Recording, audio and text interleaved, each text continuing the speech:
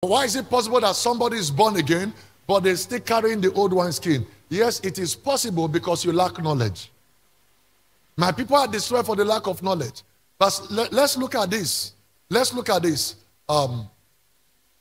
very, very deeply. Some people can even say, oh, but I've never worshipped any idol.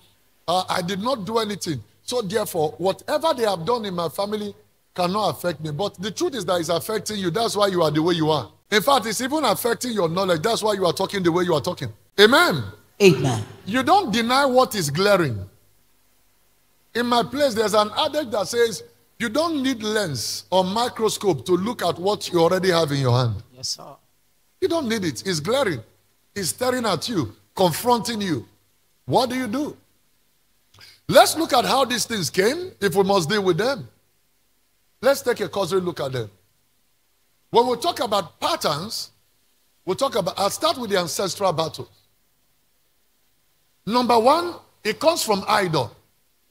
If you come from a family where they worship idol and you don't address it, it will keep addressing you. If you come from a family where they worship idol and you don't address it, it's a problem. It will keep addressing you.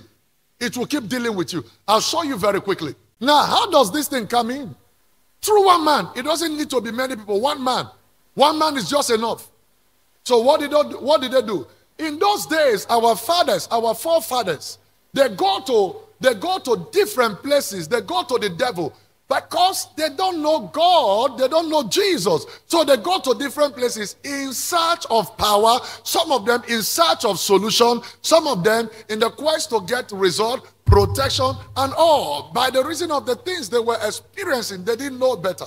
So when they go to the devil said to them, let's have deal. And part of the deal is usually because the devil is a devil of covenant. He's trying to imitate God because God is a covenant-keeping God. So the devil does not enter into a deal with anybody without a covenant that goes beyond the person.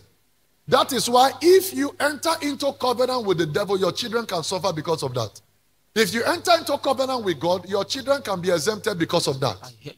That's how it works. So it says, thou shalt not make for yourself any graven image of anything in heaven, on earth, or in the waters, or beneath it. For I, the Lord your God, am a jealous God, visiting the iniquities of the fathers upon the children unto the third and fourth generation. So when you say a generation, Bible scholars says generation is about 50 years.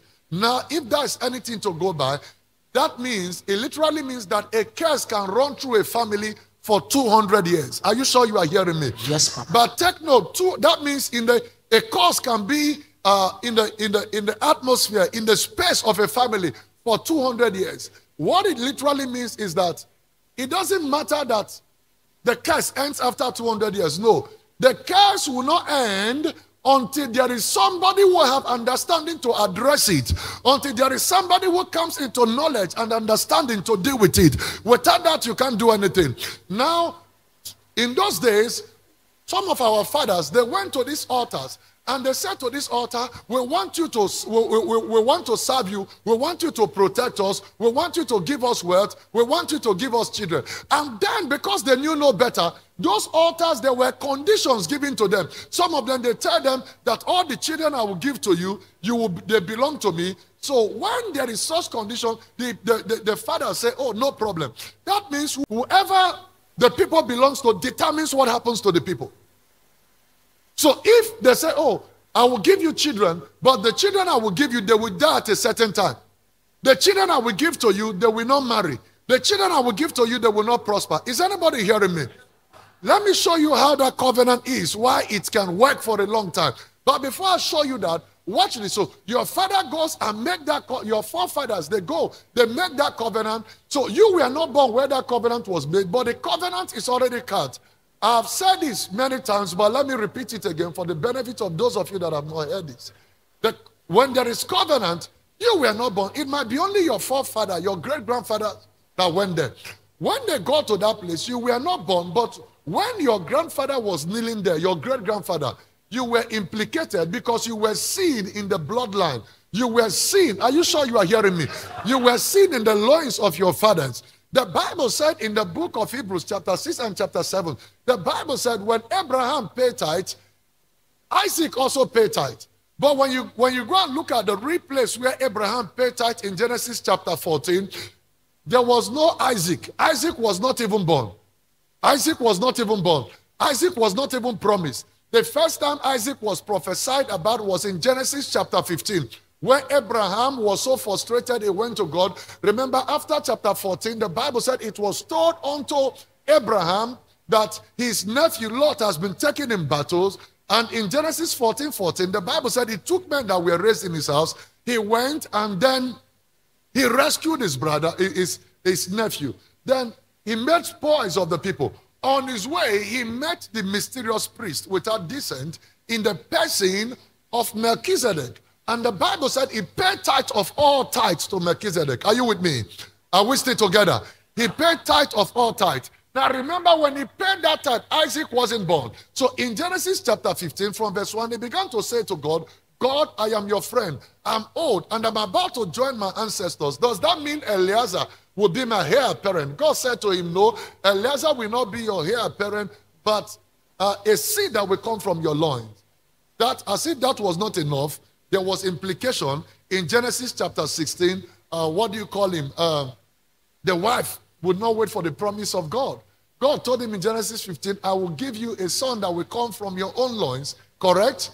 And that your son, your descendant, they will become slaves in another man's land for 400 years. And after the expiration of 400 years, I will go after their enemies and I will bring them out. Then, that was it. But Sarah was not having those things that God was saying. She was not ready to pass through the process. So she said to the man, it looks like God is delaying. We have my housemaid here. Don't worry, just. You know what happened in chapter 16?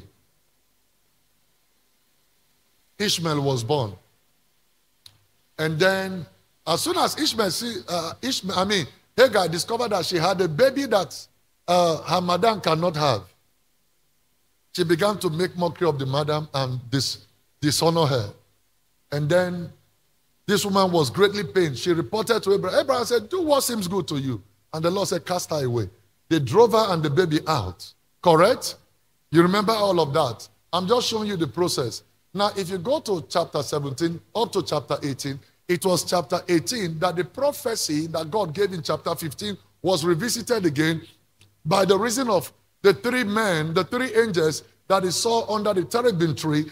And in that place, he recognized that they were not ordinary human beings. So he welcomed them into his house, gave them something to eat, asked the wife to prepare something. Then the prophecy, another confirmation of the prophet, where's your wife? She's inside. Your wife will have a baby by this time next year, according to the season of time. The woman heard it and she laughed. And then, please take note, I'm going somewhere. She laughed. And then she said, these people, what are they saying? Is it now that I've passed the age of childbearing that they would tell me all this rubbish? And then the angel saw what she did and said, the name of the boy shall be called Isaac. For the fact that you doubt, we'll do the naming ceremony now. There is no baby boy, we'll do the naming ceremony. It will happen like that for somebody. Amen. Now, after that prophecy, you will have a son. Chapter 19 passed. Chapter 20 passed. It was in chapter 21 that the boy was delivered, Isaac. You remember? If you read chapter 21 from around verse 4, you can display it on the screen, where she said, who would have thought in my old age that I can still bring forth a baby for my husband in his very old age? He said, God has made me to smile. And anyone that sees this will smile with me. So in all these places, I just showed you that this man paid tithe in chapter 14. Is that correct? And Isaac was born in chapter 21. So how, logically speaking, it doesn't make sense that a person that was not born paid tithe. It took a long time until the Lord began to explain to me that when Abraham paid tithe, yes, Isaac was not born. But when God looked at Abraham, God saw Isaac in Abraham. So when Abraham knelt before Melchizedek, Isaac knelt before Melchizedek. You were not born, but when your father went to that idol, when your great-grandfather went to that idol, The devil saw you in the loins of your father. The demon saw you in the loins of your mother. Yes. You became implicated by so doing. Is anybody hearing me? Yes. That is how you became implicated. That is why your forefathers are not alive. Maybe your father is not alive. Your grandfather, they're no longer alive. But these powers are still tormenting you. Why are they coming after you? How did they recognize you? How did they know you? They said, on the day your father came, I saw you, Emeka. I saw you, Ima. I saw you, Joshua. I saw you, Nathaniel. You were there and you were covered by the covenant. That is what God is also saying. He said, Isaac, even though you were not born, but when your father dropped the tithe, I saw you. You also dropped the tithe.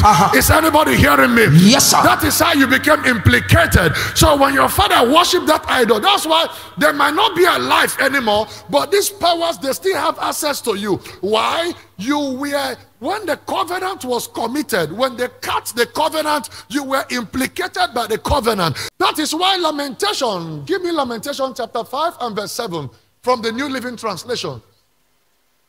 It says, our ancestors have sinned and they are no more, but we bore the punishment that they deserve. Our ancestors, can you see that on the screen? In other words, you inherit what is available. Yes, sir. You don't inherit what is not available. If your father is rich, you inherit it. If your father is rich, wealthy, you inherit his wealth. What if he's not rich? You inherit what is available. What was available that your father left that you inherited? What did you inherit from your mother's side? What did you inherit from your father's side? So by the reason of this covenant, take note, everybody. A demon from that altar, that spirit, enters into that family because they have given that power, the devil, covenant of control. The devil assigns a demon to go after the family.